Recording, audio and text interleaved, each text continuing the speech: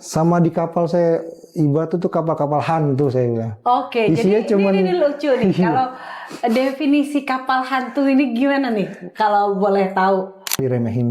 Satu, Hmm. diremehin. Kedua, ya hinaan maki-makian itu pasti kita kaget.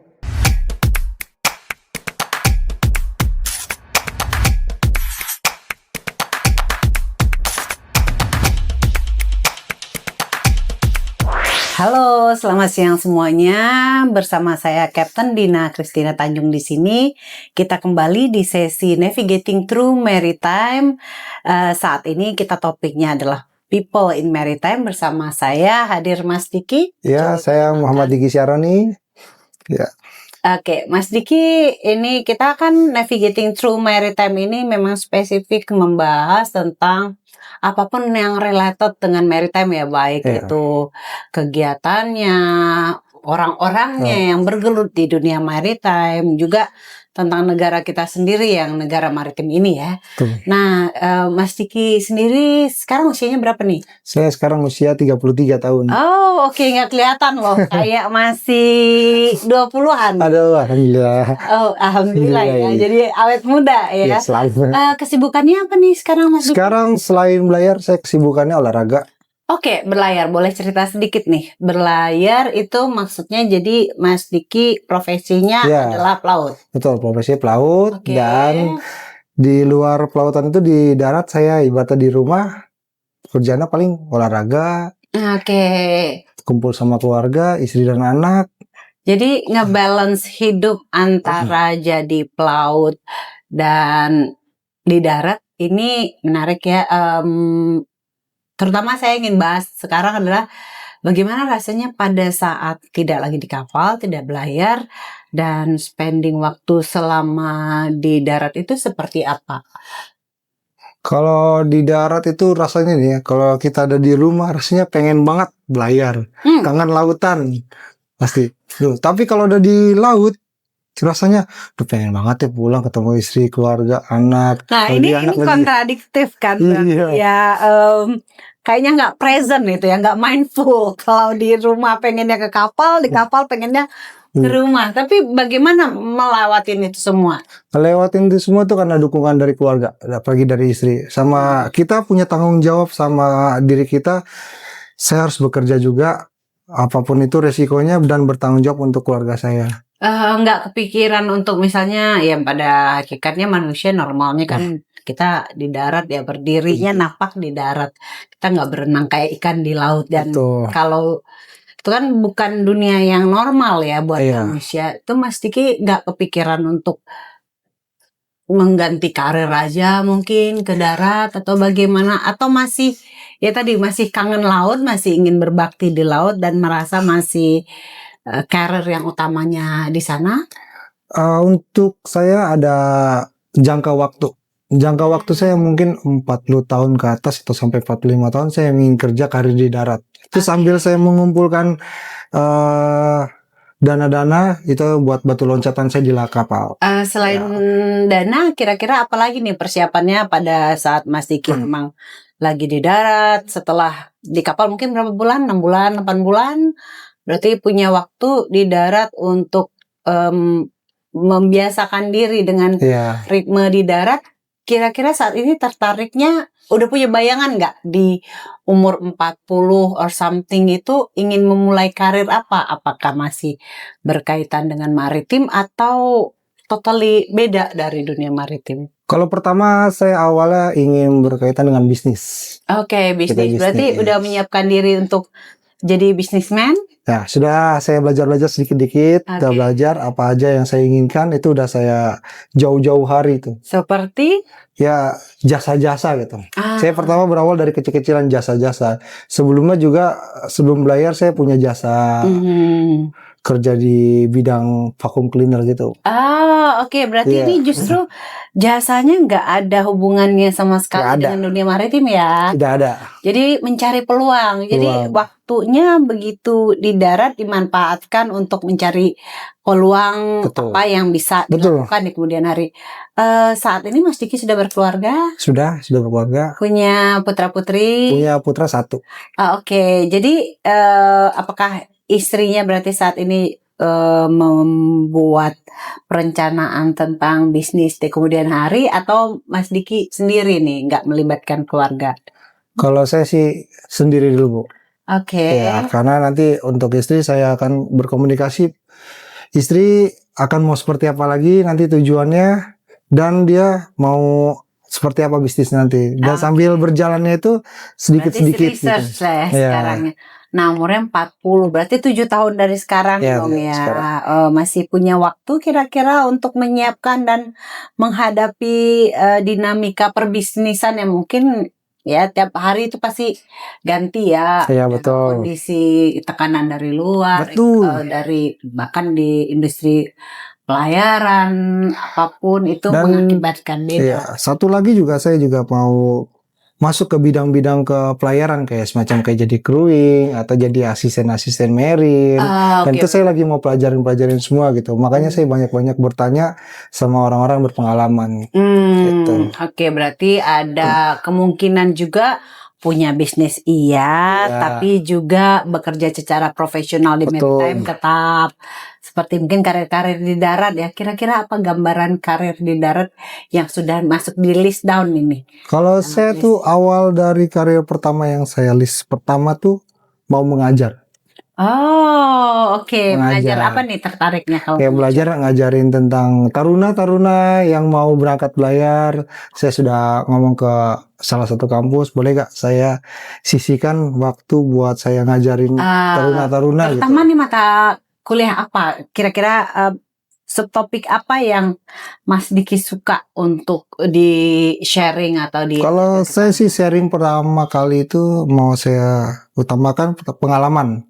Bagaimana taruna itu naik ke kapal sudah ada isi-isinya gitu. Dasar-dasarnya, karena teori di kampus sama teori di kapal praktek itu sangat berbeda. Oke. Nah, kita udah masuk mulai ke materi profesional nih. Oke, sebelum kita lebih dalam nih ngebahas ketertarikan Mas Diki terkait ingin mengajar taruna-taruna tadi, kira-kira dulu sebelum masuk ke industri maritime ini, apa yang membawa Mas Diki akhirnya memilih, kan banyak nih dari SMA, dari manapun, pilihan sekolah kan banyak. Kenapa memilih maritim? Berawal saya ini dapat tujuan saya itu kampus-kampus biasa mau terusin atlet basket. Oke. Jadi atlet basket. Iya, berawal dari SMA, dari SMP, SMA basket. Jadi kuliah saya udah dapat seleksi ke kampus-kampus. Sekolahnya di mana dulu? Di SMA 80 Jakarta. Oke, jadi anak Jakarta nih. Jarang loh anak Jakarta jadi pelaut. Iya, banyak juga. Banyak ya. Banyak. Jadi dari SMA jadi langsung ke sekolah pelayaran langsung? Iya, sekolah pelayaran. Jadi salah satu orang tua saya juga udah buat apa kerja di darat gitu, terusin aja karir bapak saya gitu. Jadi papanya memang pelaut juga.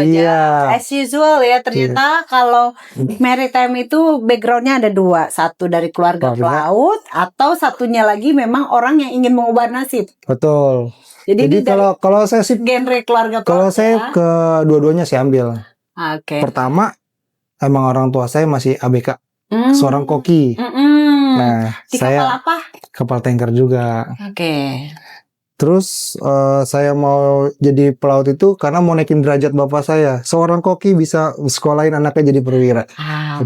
Oke, dua ya, keluarga pelaut yang ingin meninggalkan keluarga ini. Sudah ada sekaligus. Jadi tahun berapa dulu masuk sekolah pelayaran? Tahun 2011. 2011. Lalu pertama kali jadi belayar pada saat kadet ya? Kadet.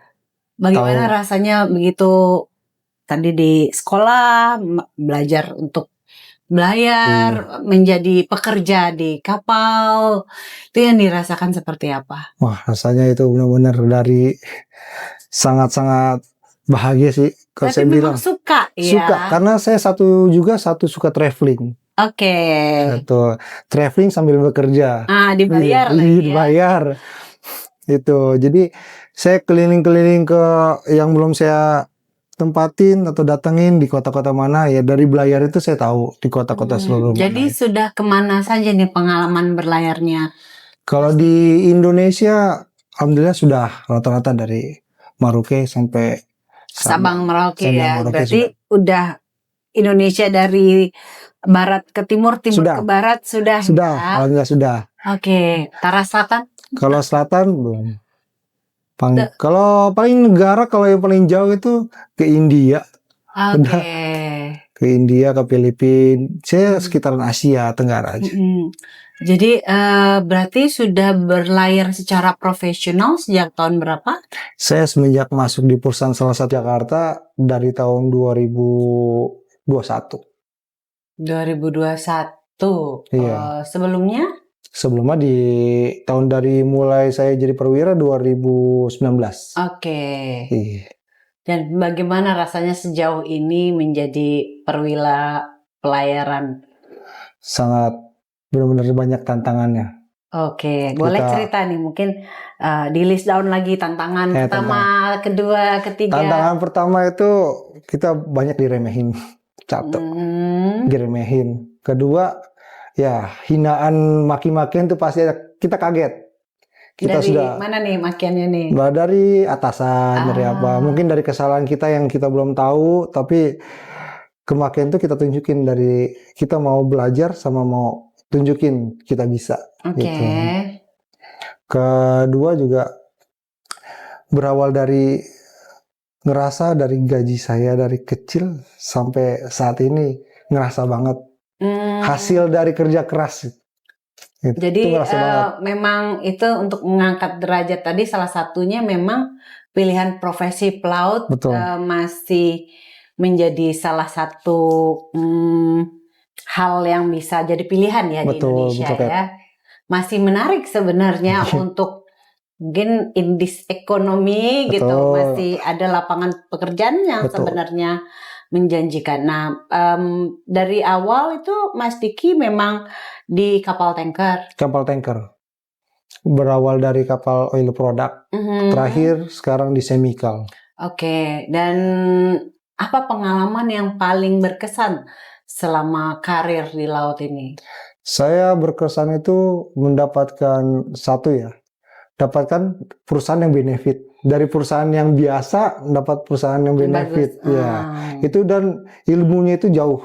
Setiap kapal berbeda-beda ilmunya. Oke. Entah dari atasan kapten atau dari teman-teman mengajarkan ini yang ini yang ini yang ini. Intinya mau belajar. Sampai saat ini saya masih belajar dan masih punya catatan sendiri. Dari catatan kadet saya sampai sekarang masih ada. Wow. Benar-benar suka ya, maksudnya passionnya ternyata memang di dunia pelayaran ini ya. Karena tertariknya itu kayak banyaknya ilmunya ya gitu, banyak ilmunya ya. Terus kita ketemu setiap orang berbeda, ada lagi yang ilmunya. Paling disukai ilmunya apa nih? Kan banyak nih pelayaran yang paling benar-benar kayaknya kalau tiap ada pelajaran tentang itu kayaknya pengen belajar lebih lagi tuh apa? Saya saat ini saya mau pelajari tentang navigasi.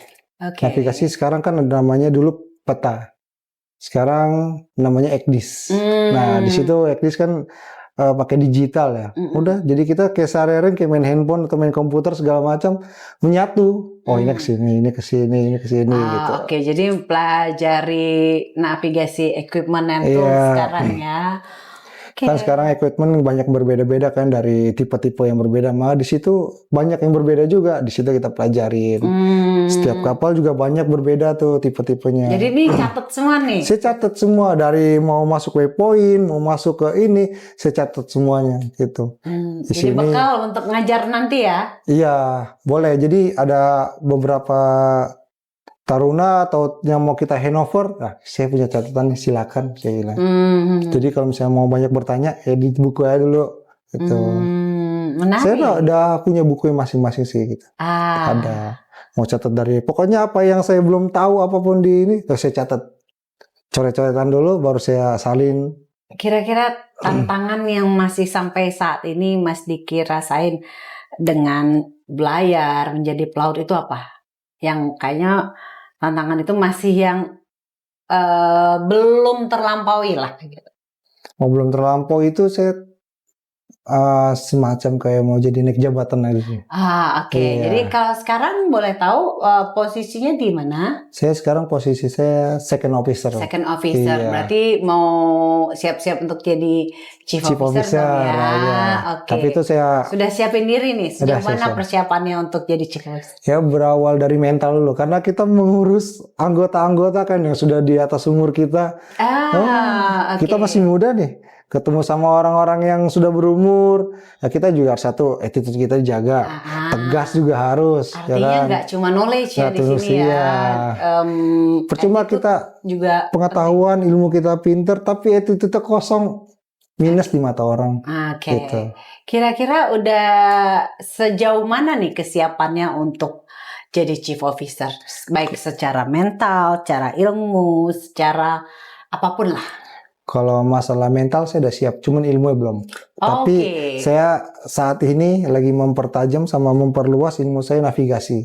Berarti untuk jadi second officer dong? Iya, masih second officer untuk sekarang. Sambil berjalannya waktu, sambil belajar. Jadi sisihkan waktu, oh ya kita baca sedikit.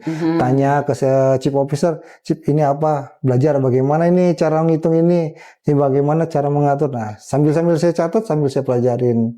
Jadi kita berbagi waktu buat belajar buat jabatan kita sama jabatan chief gitu. Oke. Jadi udah mulai mempersiapkan dengan belajar ya.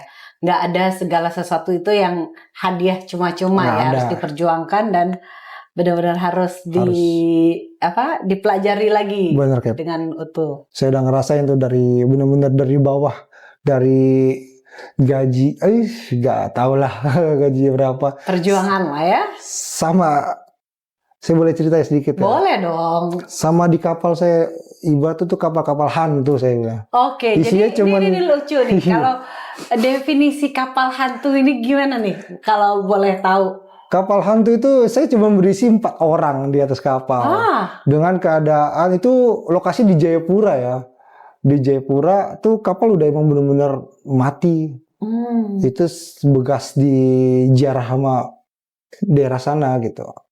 Salah satu kapal perusahaan itu saya disuruh datang. Jadi pemerintah di sana atau saya bandar di sana menyuruh harus ada awak kapal di sana. Oke, jadi benar-benar jagain kapal mati ya. Oh my god. Jadi saya ngumpulin itu kita makan benar-benar gak ada AC gitu, gak ada apa, benar-benar mati tuh berantakan semua.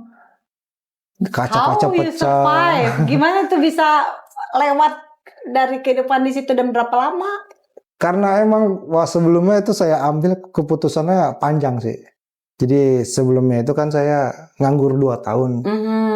Tapi ada kesempatan ambil gitu kesempatan, karena kesempatan itu nggak bisa datang 2 kali. Jadi seperti apapun kesempatan tuh ambil aja. Saya hajar terus, saya hajar. Habis itu sebelumnya itu saya bilang, aduh, saya sanggup gak ya dengan gaji segini? Tapi kadang kita balik ke belakang, Kemarin nggak ada. Nggak ada. Ini saya udah nganggur 2 tahun, apa-apa itu jalanin aja. Kalau orang bilang, fighter. Wow. Dan Kade ini sedikit geser dikit nih. Ini kapal hantu, jadi ketemu hantu nggak di situ? Serius, beneran ada. Beneran. Itu saya kan tidur kan cuma berdua. Kalau duanya di kos-kosan turun. Ya, jadi 2 jaga di kapal, 2 turun. Iya, jadi ganti-gantian biar nggak stres di kapal itu. Iya. Berarti jauh dari pelabuhan? Jauh. Kita naik boat. Berapa jam? Paling cuma 1,5 jam lah gitu. Masih sekitaran pulau situ. Iya. Ya, tapi pas sudah datang ke sana, aduh, hawanya udah gak enak banget. Itu kalau udah hujan tuh masuk tuh banjir udah. Iya. Itu berapa bulan di situ? Itu 8 bulan saya di sana. Oh my god. Sambil nunggu kapal yang lain gitu. Lebih benar ya. Ya benar, yang ibaratnya kapal yang beroperasi. Dari mulai mau membuka diri kerjaan apapun diambil, baru setelah itu ada career path ya sampai di titik ini ya. Saya benar-benar saya yakin sama diri saya bisa gitu. Keyakinan. Yang penting jangan kita jangan menyerah aja, jangan pesimis, optimis aja, Bu. Saya bisa gitu. Dan bisa. Itu bisa. Dan akhirnya sampai sekarang, alhamdulillah. Benar. Saya ngerasa itu dari gaji saya dari naik. Saya bilang, oh sampai saya sujud syukur, sampai saat ini saya pokoknya setiap pulang kapal sujud syukur, syukur. Dikasih. Dan saya kembali lagi ke kapal hantu itu. Setiap malam itu ada suara orang nangis, anak kecil, sumpah. Di laut itu ya? Itu pakai generator bukan ini. Mesin generator mesin. Air hujan kadang air kan untuk supply ke darat susah ya. Udah tampung air hujan. Beneran. Kadang itu kita lagi makan. Kadang nongol sendiri, ketawa. Lain ini piring kita makan sini meja. Digeser sendiri set. Itu demi Allah. Di kapalnya itu kan 8 bulan tapi on off ke darat ya. Iya. Itu di kapal biasanya 12 jam atau sehari full atau seminggu di atas kapal? 3 hari 2 malam. Oke, 3 hari 2 malam. Berarti bawa bekal makanan. Ya, bawa bekal makanan. Jadi kita sebelum naik kita udah siap belanja, bawa kompor, udah ada kompor sih. Masak Indomie lah ya. Masak Indomie. Pokoknya 3 hari 2 malam itu Indomie nugget. Oke. Survive lah dengan Indomie. Tapi saya nikmatin aja gitu, nikmatin. Tapi cantik gak di sana? Maksudnya itu kan dekat pulau. Cantik. Karena di kota Jayapuranya kan. Oke. Cantik banget. Dan kejadian juga pas kota Jayapura itu lagi kerusuhan kemarin. Itu tahun berapa sih? Tahun 2019. 2019. Udah sekarang udah 2026 ya, udah 6 tahun berlalu, 7 tahun berlalu. Itu masih kenangan yang jadi itu kalau jadi ini ya titik mengingat lagi perjuangan. Oh iya, di situ jadi saya tiap kali itu jadi dari pacuan saya ya. Jadi kayak bersyukur. Kalau misalkan kita dapat segini, ingat saya di bawah juga dulu pernah kayak gitu. Nggak langsungnya yang orang-orang beruntung gitu. Yeah. Mungkin saya diuji dari bawah dulu sebagaimana saya bisa. Makin kuat ya fondasinya dari bawah mulai naik pelan-pelan. Itu ngerasa kayak di sana juga kayak udah hampir kayak aduh, kita bukan asli sana, hampir udah diancam. Kalian di Pulau Jawa, awas mati kalau. Apa? Pas itu kayak waduh, udahlah nikmatin aja. Udah sampai takut-takut kan. Udah, tapi sampai saat ini sudah terlampaui, sudah terlewati. Nah, kalau itu challenge yang wow, ini saya dengarnya juga amazing ya. Ada ya pengalamannya seperti ini. Saya pikir perjalanan saya tuh udah yang paling luar biasa, ternyata banyak kisah-kisah menarik dari kehidupan maritim yang bisa kita pelajari. Banyak orang yang beruntung, banyak orang yang tidak beruntung. Tapi yang tidak beruntung itu justru buat fondasi kita semakin kuat mental.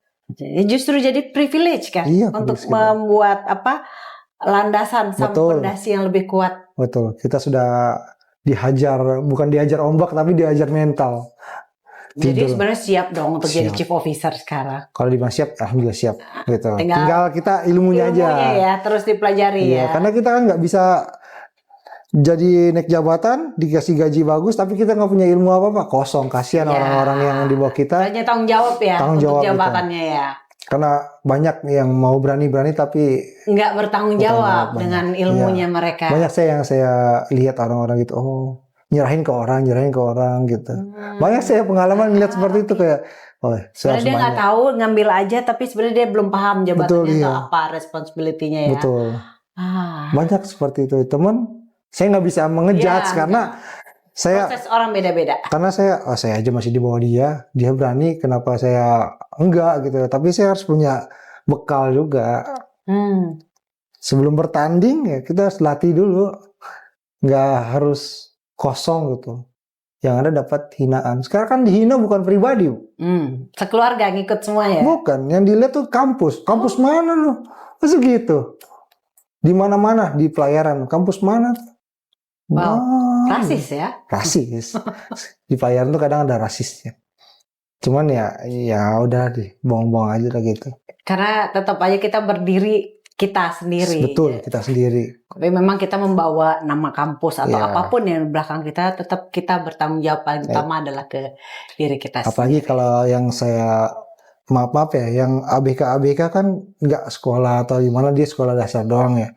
Kadang mereka tuh ngejudge saya kampus. Kampus ini gini gitu.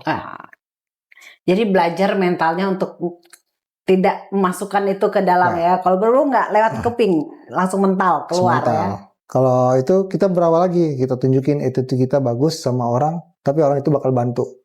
Udah yakin. Karena saya udah pengalaman dari orang yang pinter, sebelah saya pinter, tapi tidak disukai sama orang. Jadi orang itu nggak mau bantu. Ya. Tapi saya melihat secara terbuka, attitude saya harus bagus. Tapi alhamdulillah Bu, orang banyak bantu ini kesini nih, ini. Nah di situ saya udah mau mengajarin orang-orang attitude dulu baru kepintaran. Nah itu yang utama ya. Utama, itu karena pengalaman kita tetap saya. Manusia ya, jadi yang dilihat itu adalah attitude. Jadi ada juga kan orang seumuran saya, emang di atasnya kapten atau segala macam, umurnya emang tua, emang pengalaman pelayaran dulu sama pelayaran sekarang kan berbeda ya. Masalah teknologi, ya masalah komputer segala macam. Tapi yang saya lihat orang itu bisa meloncat sama kapten. Nah, saya belajar. Oh, gini ya rasanya kalau misalkan kita nggak dihargain ya. Maksudnya saya butuh dihargain. Kita sebelum dihargain, kita menghargai orang lain. Gitu. Betul. Itu di kapal tuh butuh itu aja, respect. Respect. Iya.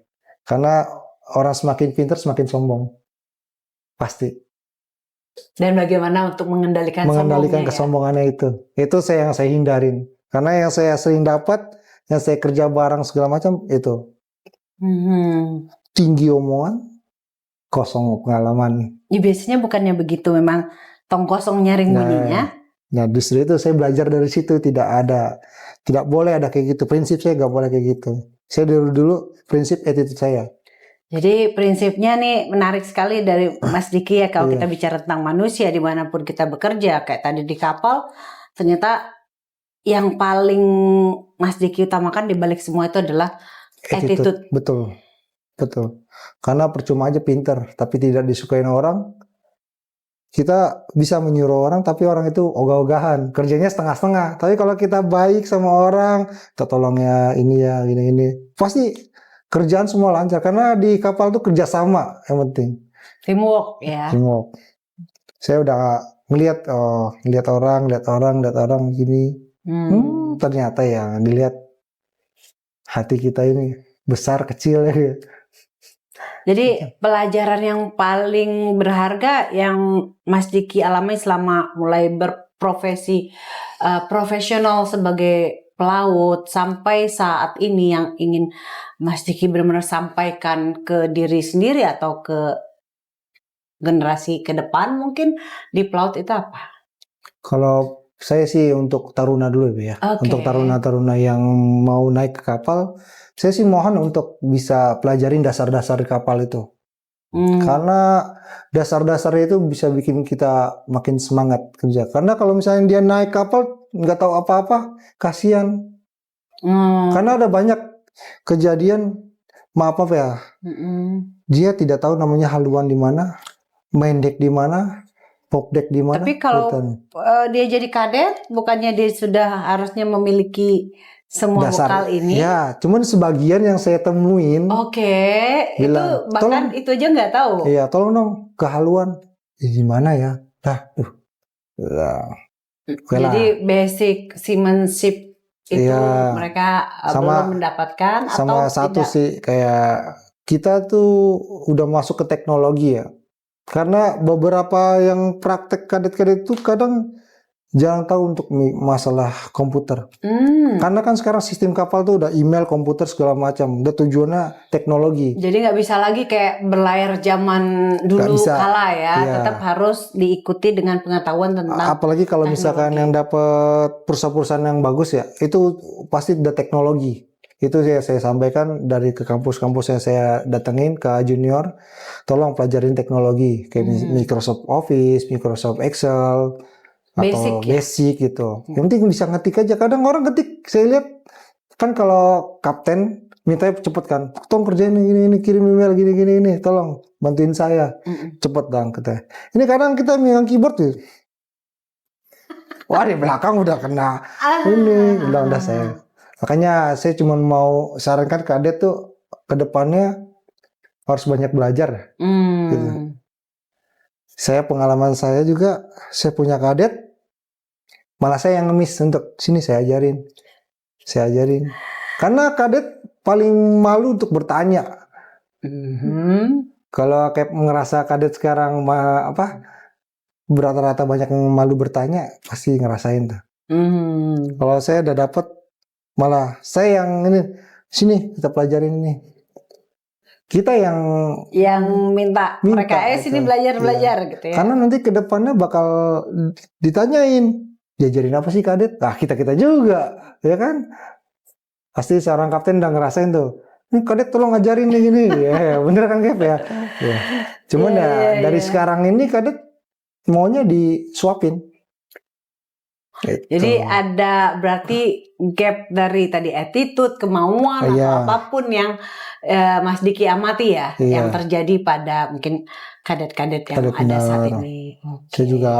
Kita juga banyak kekurangan ya, tapi nggak gitu juga gitu. Kita mau mengajarkan sebisa kita mungkin, seilmu kita mungkin gitu.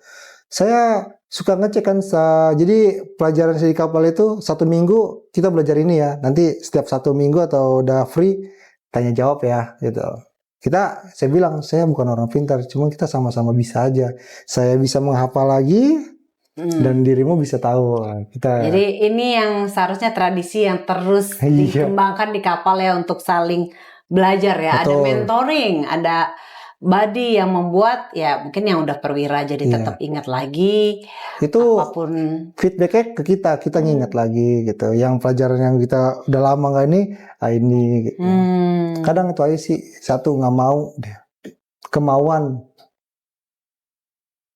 Jadi saat ini masih memilih berkarir dulu ya di laut dan mengembangkan ide-ide bisnisnya untuk di darat kemudian. Itu masih banyak saya suka bisnis juga.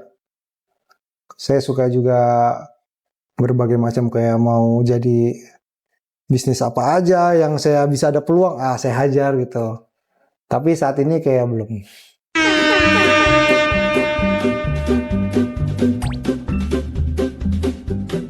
Di sini aku ada 10 pertanyaan. Wah. Dari pertanyaan pertama. Aku berada di antara Pulau Jawa dan Sumatera, dekat dengan Gunung Krakatau yang terkenal, dan sering dilewati kapal dari Samudra Hindia ke Laut Jawa. Selat Sunda. Telat Sunda.